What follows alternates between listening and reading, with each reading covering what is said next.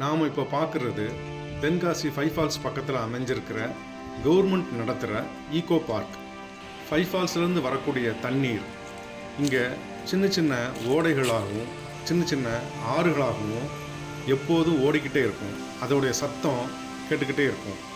இந்த ஈகோ பார்க்குக்குள்ள சுற்றி எங்கும் பசுமையான மரங்கள் செடிகள் கண்ணுக்கு குளிர்ச்சியாக காணப்படும். குழந்தைகள் விளையாண்டு மகிழ கிட்ஸ் பார்க், அது சம்பந்தமான சின்ன குழந்தைகள் விளையாடுற பொருட்கள் வச்சுருக்காங்க. குரங்குகள் நிறையா கூட்டம் கூட்டமாக சுற்றும். பூச்சிகளுடைய சத்தங்கள் நிறைய கேட்கும். இப்படி இந்த ஃபைவ் ஃபால்ஸ் பக்கத்தில் கவர்மெண்ட் நடத்துகிற ஒரு ஈகோ பார்க் இருக்குன்னு நிறைய பேருக்கு தெரியாது.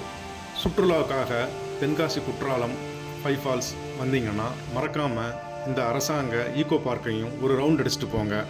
ரொம்ப சந்தோஷமாக மகிழ்ச்சியாக இருக்கும்.